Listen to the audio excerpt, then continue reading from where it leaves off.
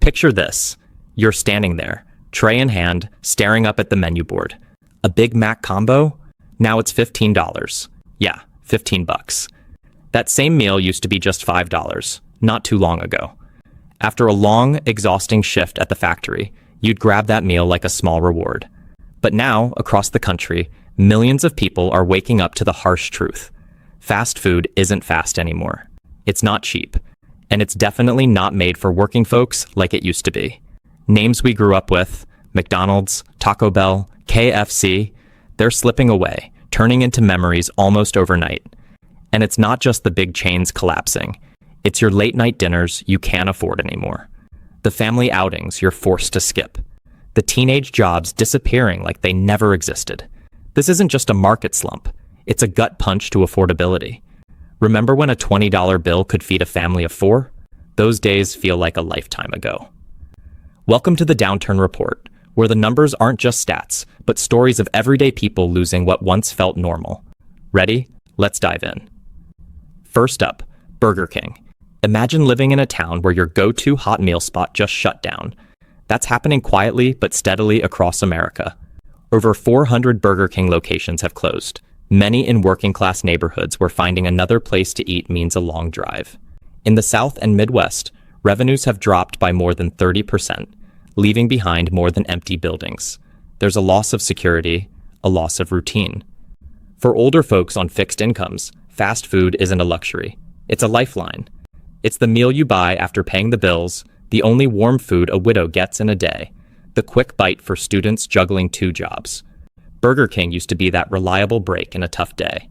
But now, with prices soaring, food inflation up 28% since 2020, a combo that cost $5 is pushing $13 or more. Add gas money, and suddenly it's out of reach for too many. When Burger King closes, it's more than just a restaurant shutting its doors. It's the loss of first jobs for teens, fewer options for single parents, and fewer simple comforts for the elderly who can't cook or drive far. One mom in Missouri put it perfectly. It wasn't just food. It was one less thing I had to fight for. So the question is, if even the basics are vanishing, who's still fighting for everyday people?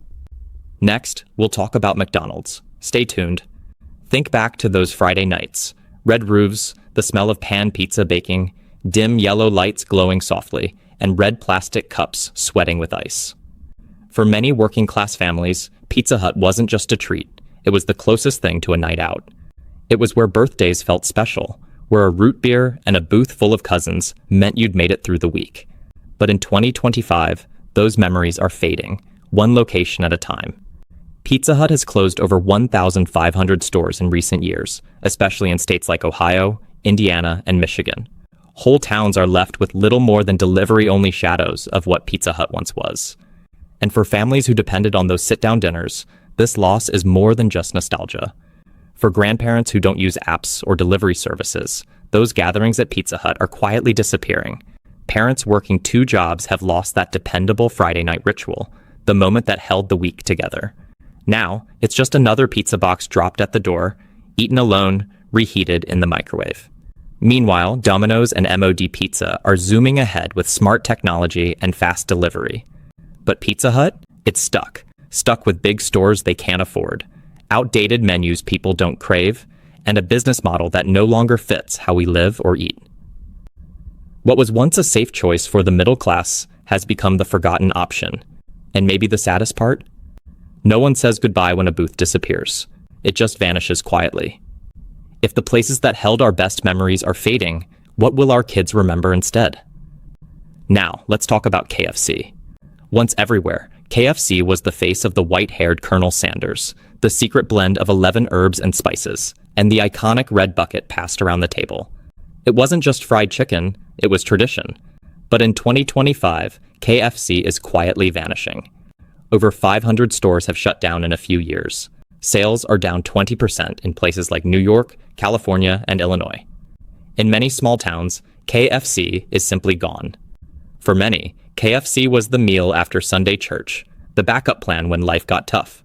A warm, quick, affordable comfort. But now, a 2-piece combo with sides costs $11 or more. What was once simple is now a choice weighed carefully. and KFC hasn't kept up. Same old menu, cold fluorescent lights, plastic chairs stuck in the 90s. Meanwhile, Chick-fil-A and Popeyes push new flavors and fresh ideas. Customers have moved on to cheaper, faster, fresher options. One by one, KFC locations are disappearing from small-town corners, taking with them more than just food. They're taking memories, a place where grandparents treated grandkids, a stop after church, a little piece of home. Have you ever driven past where your old KFC used to be and seen weeds growing through the cracks? When even Colonel Sanders fades from view, maybe a piece of America is fading too. And now, number 6, Wendy's. Back in 2008, a lot of Americans quietly wondered, what happened to Wendy's? Once a reliable, warm, steady fast food friend, Wendy's is now slipping into the background. Hundreds of Wendy's stores have shut down across the country. Neighborhoods that once had 2 or 3 locations now struggle to keep just one open. Wendy's used to mean a lot to families. A square patty on a toasted bun, a no-nonsense meal you could count on. But now, Wendy's used to be that honest, hot, made-to-order meal. Never the cheapest, but always a little upgrade that working-class families could count on without breaking the bank. The Dave's single combo was $5.99, and that felt fair. But now, in many states, it's over $10. And when gas is pushing $4 a gallon, people start making tough choices. Eat a burger or get to work. For millions on tight budgets, Wendy's has quietly slipped from a trusted favorite to not worth it. Walk into most Wendy's today, and you'll see the signs. Many stores haven't changed since the early 2000s. Dim lighting, stiff plastic seats, a vibe that says, hurry up and leave. Customers are complaining about cold meals, wrong orders, and a general lack of care. The things that made Wendy's special are fading fast. Meanwhile, competitors like Shake Shack, Chick-fil-A, and even Taco Bell are reinventing fast food. Cleaner spaces, friendlier service, fresher choices, places that feel alive and connected to what customers want now. But Wendy's, it feels frozen in time. The lights are on, but the trust is flickering. Have you ever walked into a place that used to feel like home and suddenly felt like a stranger? When the last place you relied on no longer feels like yours, where do you turn? Number 7, Dairy Queen. It wasn't just the ice cream that made Dairy Queen special. It was the moment. A pause in a hectic day, a little reward that made things feel good, even if just for 5 minutes. But that pause is slipping away too. In the last 3 years, over 300 Dairy Queen locations have quietly closed. In the Midwest and South, places that once treated DQ like a hometown hero, customer visits have dropped by nearly 25%. Those who still go say it just isn't the same. Maybe the flavors haven't changed in decades. Maybe prices no longer match what you get. Or maybe Dairy Queen just didn't keep up while others rolled out plant-based treats, trendy swirls, and new takes on dessert. DQ held on to what worked and let the rest melt away. Stores look tired, plastic chairs bleached by the sun, signs cracked and faded. Teenagers don't line up like they used to. Parents don't pull in for post-game cones. The line between nostalgia and neglect has gotten painfully thin. A woman in Georgia said, "We used to drive 20 minutes just for a blizzard. Now I forget it's even there." Dairy Queen was where summer memories were made. Today, just a lonely stop on a forgotten highway. Number 8, Jack in the Box. Once a West Coast staple and 24/7 safety net. Midnight burgers, fries after work, quick bites between errands. It was messy, affordable, and always there when life got too hectic to cook. But in 2025, Jack in the Box is becoming the brand nobody remembers. Over the past 2 years, revenue has dropped 9%. Dozens of suburban locations have shut quietly. The ones left feel like they're running on autopilot. No crowds, no spark, and the menu? It's a mess. Too many items, none memorable. Service is hit or miss. While other brands hustle to win over younger customers, Jack is stuck in odd humor and confusing ads. Gen Z isn't buying it. They want clean, green, focused choices. Look at In-N-Out's simple success, or Whataburger leaning into regional pride. Jack in the Box? Just loud and lost. Once, it was the go-to late-night stop for cheap tacos and endless soda refills. Now, it's the app you scroll past because nothing looks worth ordering. For those who grew up with it, That slow fade is quietly heartbreaking. Number 9, Popeyes. Remember the sandwich that took over 2019? The spicy chicken sandwich wasn't just food, it was a nationwide sensation. It felt like a win for the everyday American. But 2025 tells a different story. Since its peak, Popeyes has lost 18% of its customers. Over 200 locations, many in working-class neighborhoods, have closed or gone silent. The buzz? Gone. The lines? Gone. The promise? Faded. What happened? Popeyes bet big on one breakout hit. But viral fame doesn't pay the bills forever. Quality slipped. Wait times got longer. Service became unpredictable. In some towns, the chicken sandwich that changed the game now feels like a distant memory. That chicken sandwich used to be a rare comfort.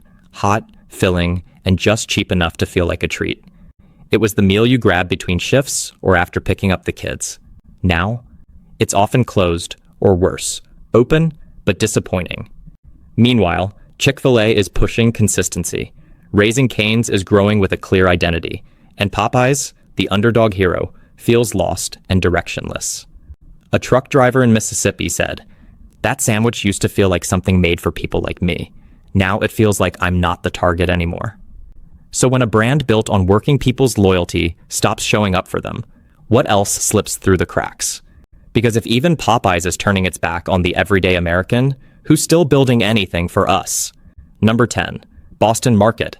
Boston Market never tried to be flashy. No neon signs, no booming commercials, just real food. Warm chicken, mashed potatoes, vegetables you could actually recognize.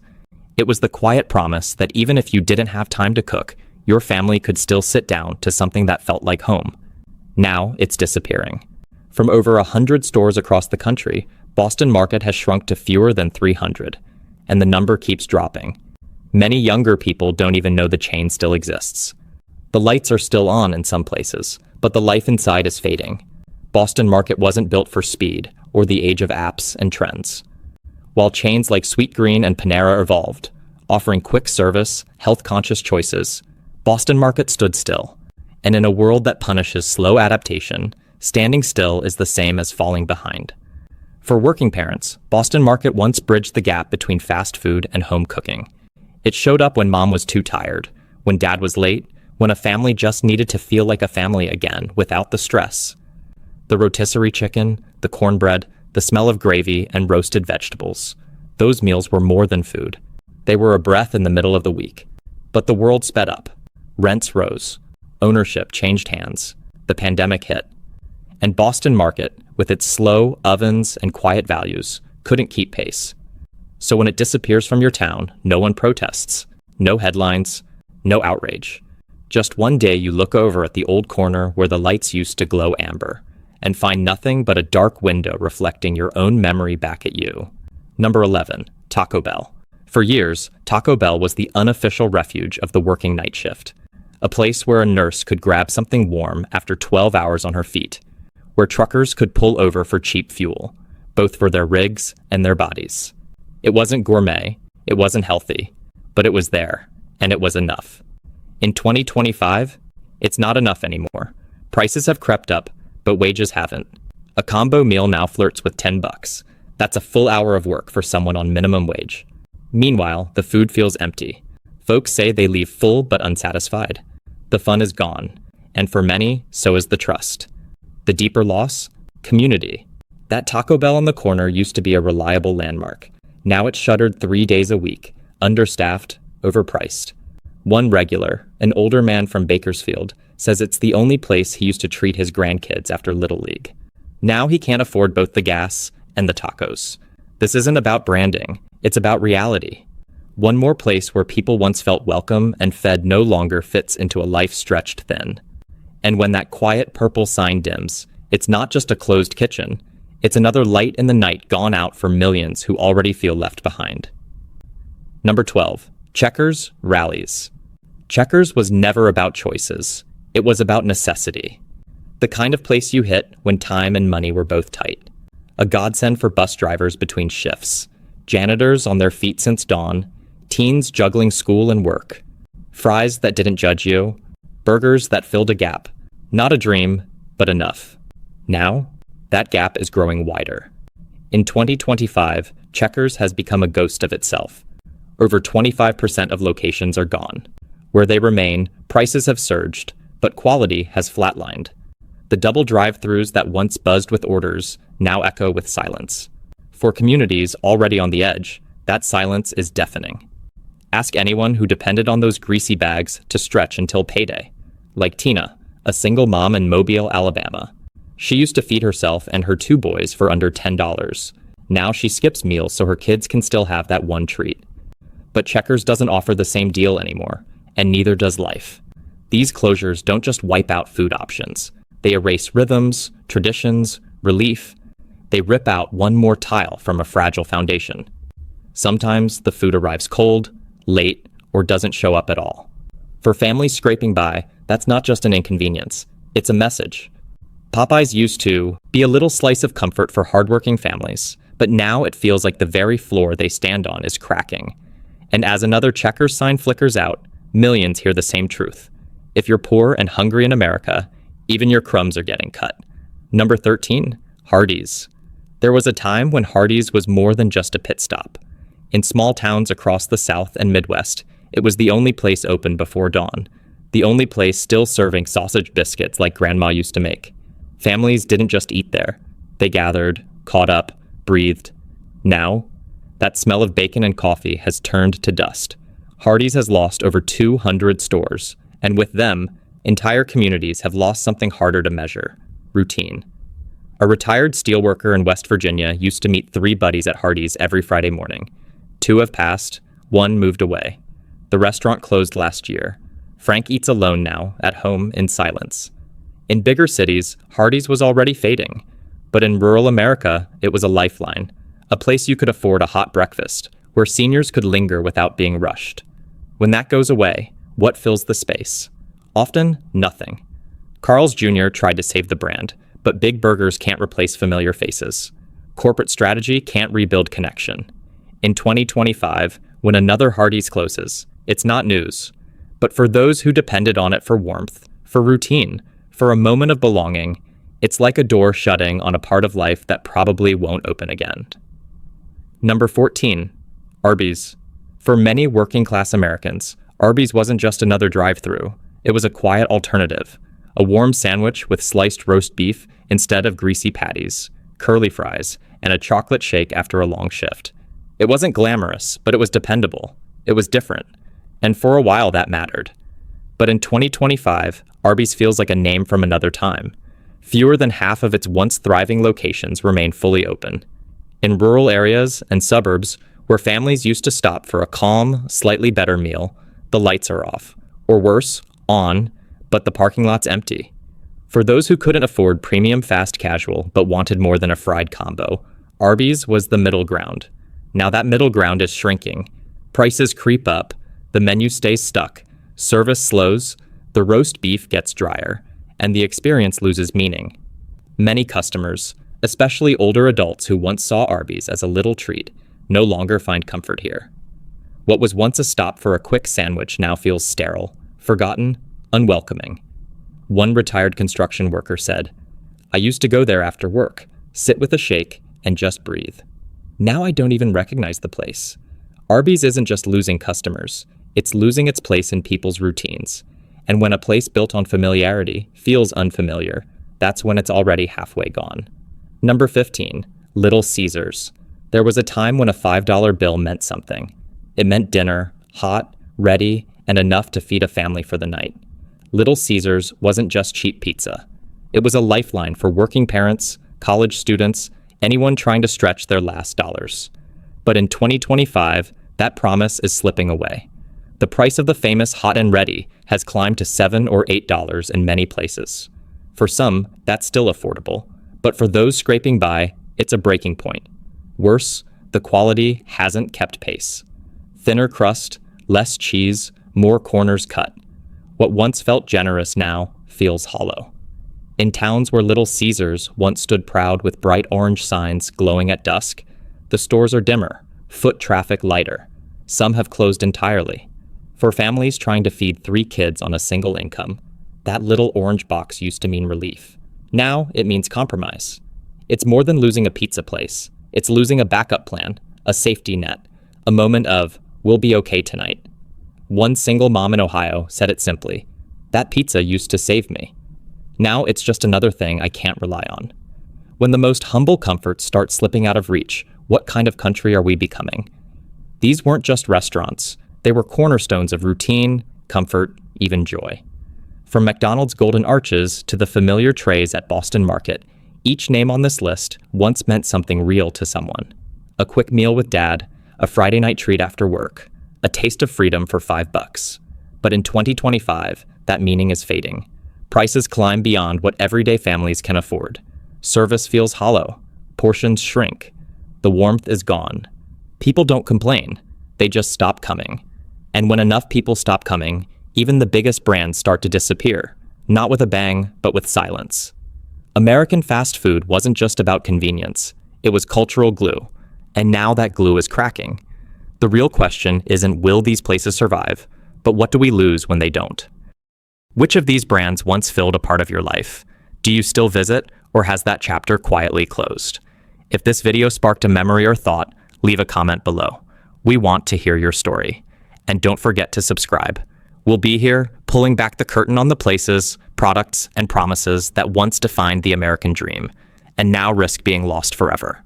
This is the Downturn Report, where the truth gets personal.